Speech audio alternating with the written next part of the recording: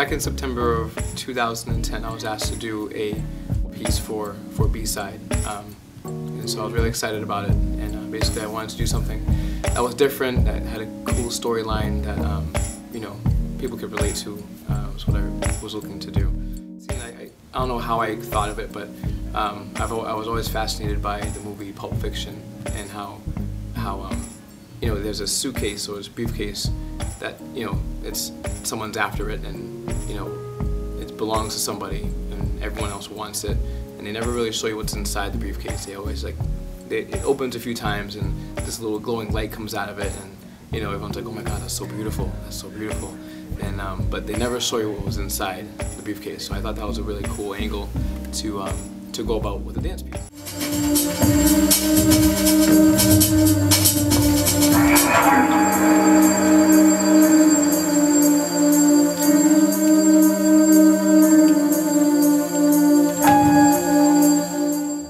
The story is about somebody who has all these things and is envied and has a successful life or career or whatever it could be perceived as, and he has his briefcase and he always carries it with him, and you know, I want to follow his journey from the moment he wakes up out of bed, and he's shaving his face and he's washing his hair and washing his face, and I kind of wanted to put that movement into the choreography of the dance because I thought it would tell a pretty cool story, and I thought people would be able to follow it.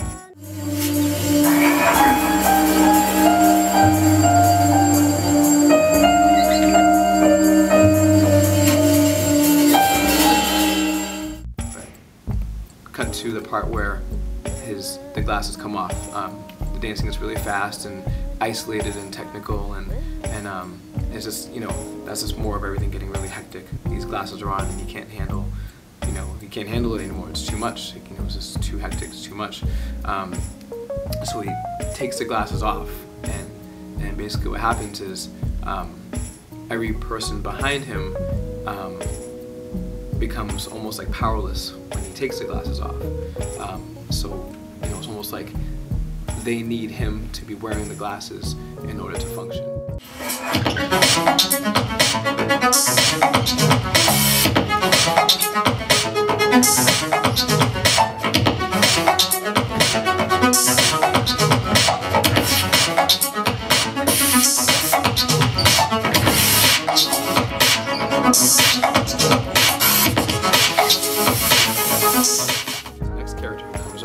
That was done by Jazz.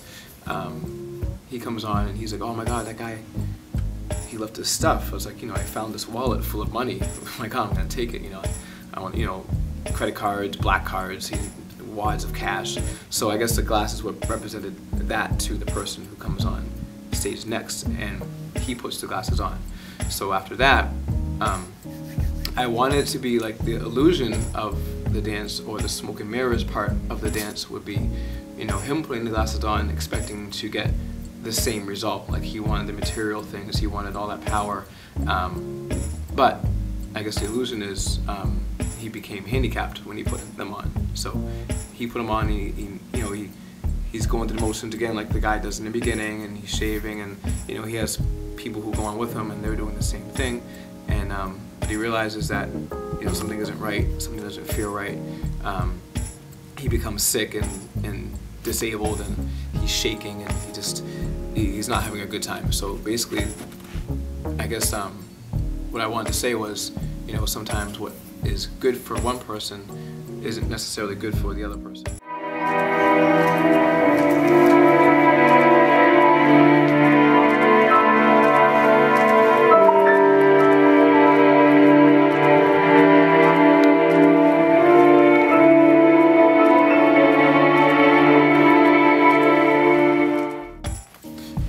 The piece is called Contentment, and some people think that, you know, the grass is greener on the other side, or that they can find happiness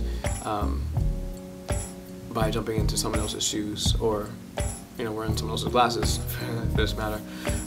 So that's what I called it, and the question is, is it possible to find happiness? And that's basically it. So, guy puts glasses on, finds out that that's not the case, and that's pretty much it.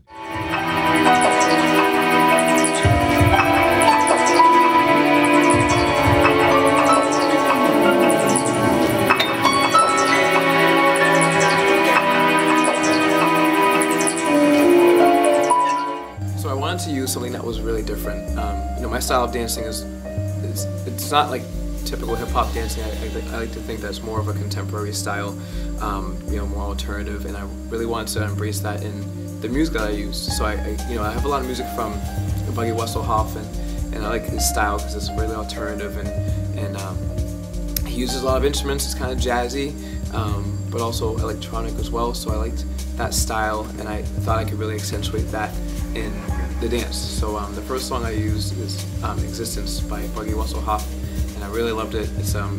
I think it displays everything perfectly. And you know, the second song I cut in was a song by 19H11 called "Danger," and that song I just stumbled upon. Basically, I needed something funky, something fast to really, like, you know, display that his life was getting erratic and crazy, and you know, just through the movement I used, I really wanted to find something funky. For the third song, I picked "Nothing's Burning" by Telepop Music, and I love this style. It goes along with everything else. It's just different. It just has a different edge, a different angle on everything else, and you know, I like the music a lot, and so I was looking for music, and I was like, oh, I have this song I can use. I've always wanted to use it, and I think it's beautiful. I think it is very different, you know, especially to dance hip hop to a song like that. It's very like string instruments. It's very, you know, there's somebody singing, you know, the song, and it's a beautiful song, and but it does have bass to it.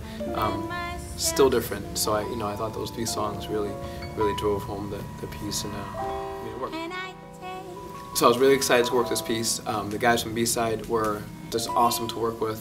They were really energetic and happy to learn, and patient, because it took a lot of time to go through all the technical ticks and, you know, where does your hand belong. Everything had a place. So I was really excited to work with them, and they were, you know, likewise excited to work on the number, and they worked really hard because it was technical, and they had to do a lot of stuff. So, you know, definitely props to B-Side, and guys are awesome to work with. It was really great, and you know, thanks to Tribe and Mary and Henry and Melanie and all those guys to, you know, that supported me through this whole process.